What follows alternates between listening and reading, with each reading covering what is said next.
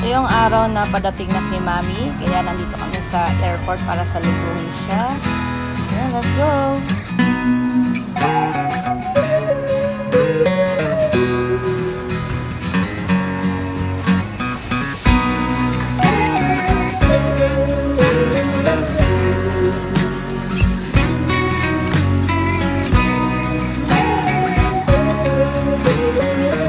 At ito yung time na hintay ko ng hintay kung saan siya lalabas, sa left or sa right.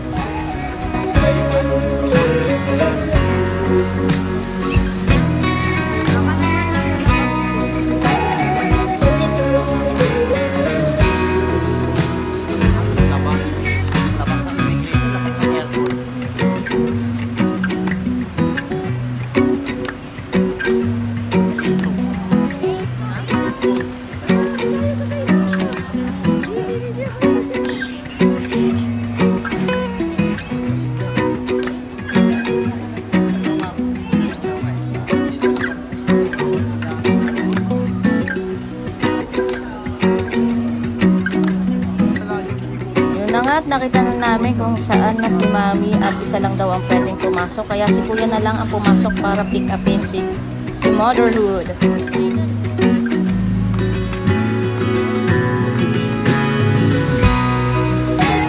Yung naghihintay kayo na lumabas dito kung saan pumasok si Kuya, yun pala sa kabilang side sila lumabas. Oh my goodness.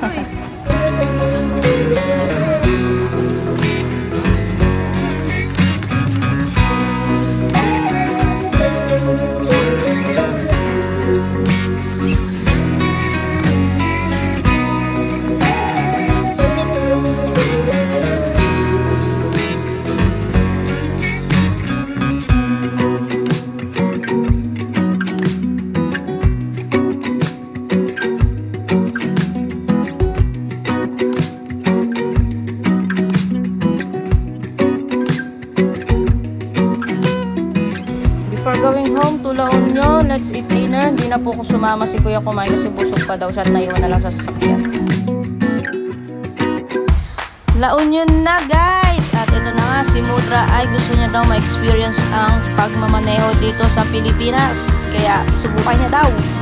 Lamig na lamig lang mama.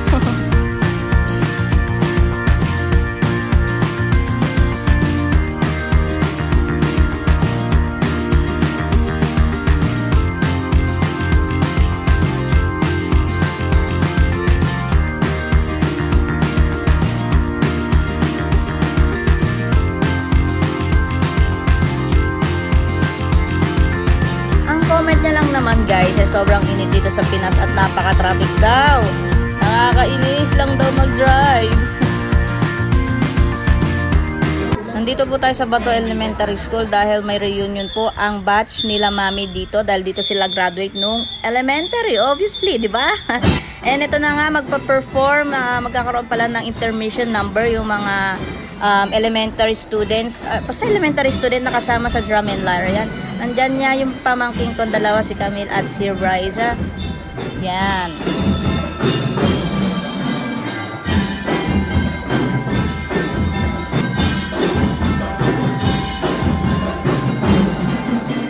Clips lang yung pinakita ko kasi makikipag-compete yung dalawa kong pamangkin. Kasali sa isang majorette tsaka isang xylophone. Oh, tama ba? Gusto yun.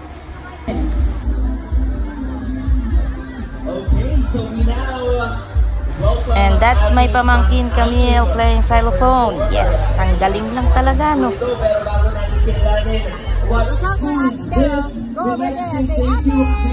Sa ating mga leaders ng school na ito. We have the principal, Miss Maylene L. Huligama. Hi, ma'am. Ma'am Maylene. Good evening po. We also have the coach, Miss Charino and Andrada. And the trainer, ito pa ang aking isang pamangkin na si Raisa, ang ating majorette. Let's go! So for the information of everyone, as our next contender gets prepped, the reason kung bakit po namin binabanggit ang official time per contender, that is because 1 point will be deducted for every minute that will go beyond the 8 minute mark.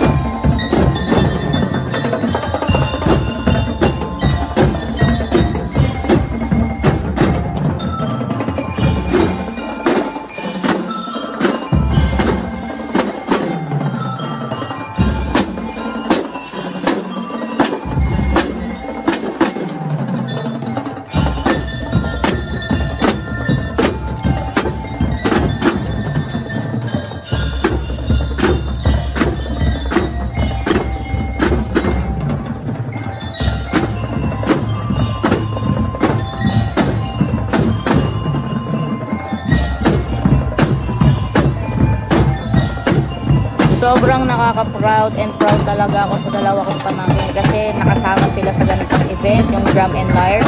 Bihira lang to guys. Kasi ako rin hindi ako naging ganyan.